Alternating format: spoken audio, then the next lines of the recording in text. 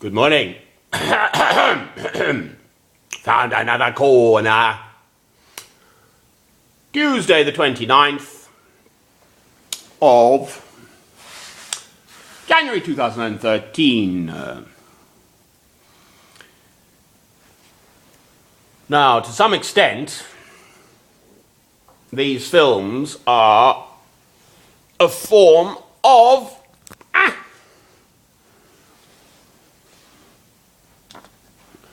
personal psychotherapy for me. It's what I'm best at. What I'm best at is loving God through Christ. And then next best is my personality, so I express myself through speaking to other people. It's you lot out there. Or just to myself alone in my little corner. Anyway, as 'tis the week of Holocaust and suffering and stuff, that's in my spirit. But what's in my spirit is injustice and the personal, individual suffering of one human being. If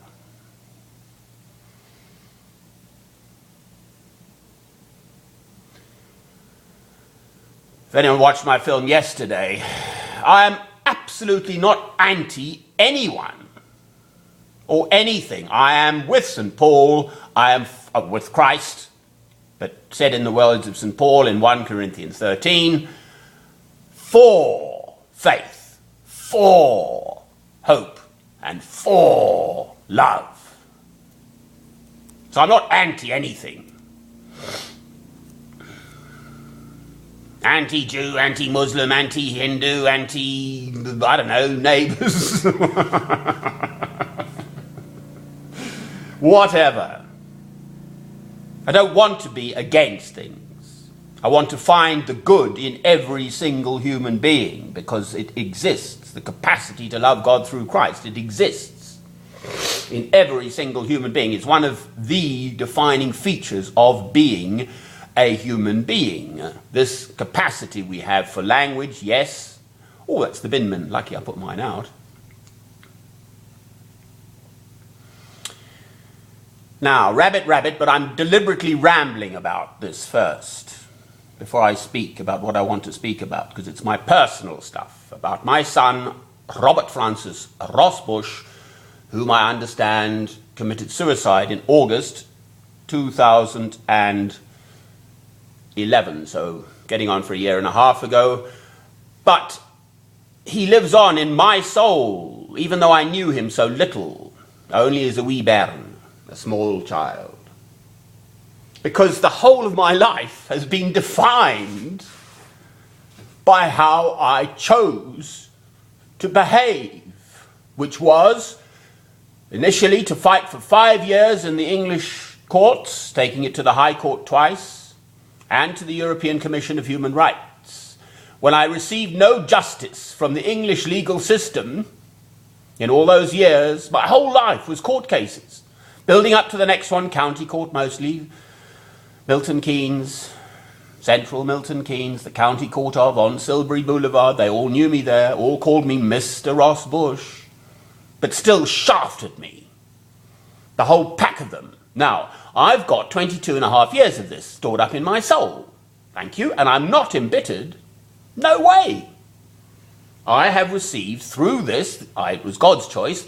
Yes, I made my choice, I married that woman, etc., etc., and we had a child in wedlock and all the rest of it, with a proper home and money coming in through me, etc., etc., but never mind, it was all my fault. Yes, I have a longing to be with a woman. This time round, a fine lady, otherwise I'm staying single, thank you very much. Now, the next time round, if it were to happen, she has to be a fine lady. Any woman in my life. I'm not having another one of the other lot. Thank you. The point for me is this has defined my life for the intervening years. Because that matter happened, because me was judged by the English legal system as someone not whatever to bring up his own son or to have normal parental rights about it. That is the position, and it remains so. Will do forever. Judgments were made about me. I know what the ins and outs of it are, and I know it's false.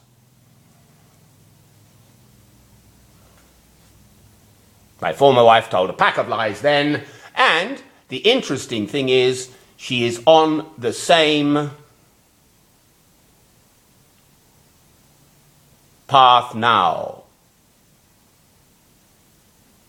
She is still locked into her evil earlier lies and now currently trying to get me done for harassment.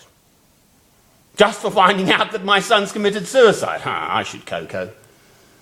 Just because I went to the area. Any good woman, which she is not, she is an evil woman, would inform the father, don't you think?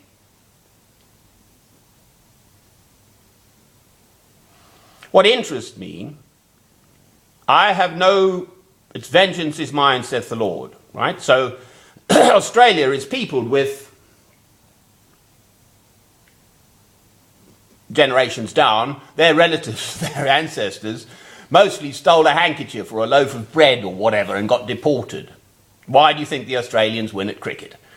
Okay, they're going to shaft England, because England shafted their ancestors. That's why. What about the Khoisan people of South Africa, whom I know as my ancient people, in Bechuanaland, Botswana, the Bushmen? You used to be able to get a permit to shoot them, for heaven's sake, if they took your cattle. I don't know if it's still true. That is monstrous injustice. In Australia, the Aboriginal people, the half-caste, the whites turned up and there were children with the Aboriginal women, and the whites took them away, and the Aboriginal people were treated appallingly. Just as a for instance. So there's all this monstrous stuff that goes on in this world in individual lives, is the point of my ramble in general. So yes, the Jews have suffered humongous numbers of them, monstrously, just for being a Jew. No other reason. There may have been other reasons, but primarily then just for being their race. But ditto for the Armenians, or actually the Kurds are the ones I missed out yesterday. They've suffered I don't know anything about them, but the fact is they've suffered. The Turks slaughtered them and they seem to just get stuffed. Or this lot in Mali now, the desert people, Tuareg, I think it is. They want their independence. They just want to get on with their beautiful free spirits in the desert. They don't want to be imposed upon by anyone. Stuff them all is their attitude to all comers. Quite right too.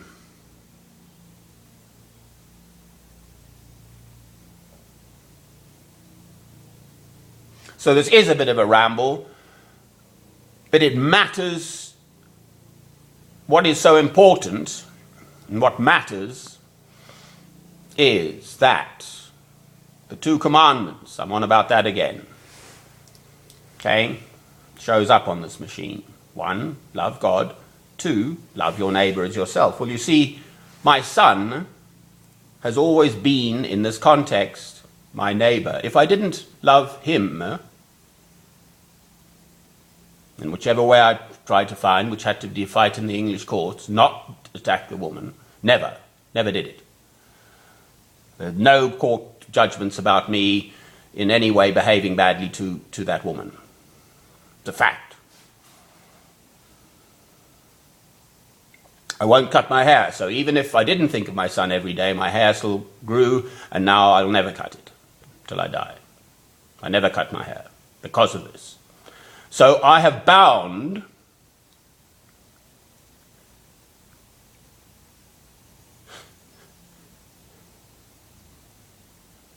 22 and a half years of my life, which I've chosen. I could have just walked away, you see, and I won't. Not from my son, no, never. And because of that, then he is bound into my soul, that one life. Because if I didn't respect that one life, what good am I to the rest of the world? With all my fine words and my Christianity, if I don't love my own son. So now, in part, I'm going to do other things, but I intend to investigate his suicide and, as far as I'm concerned, the denial of my son's birthright, the love of his father and his father's family. And I intend to do this. So I'll take the authorities to account, the social services of Buckinghamshire and Oxfordshire, in the first instance. I haven't even got his death certificate yet. The authorities, I will take them to account. I understand my son was educated, cloistered at home with this mother of his, my former wife. So he never got a chance to get out. He didn't have the love of anyone around him. His grandmother died, and the poor little thing, my son, at 18, not so little, committed suicide. So as far as I'm concerned, my former wife is absolutely, directly instrumental in his suicide. Sadly. Okay, it's a long, sad, sorry tale. But I'm going to shed some light on it.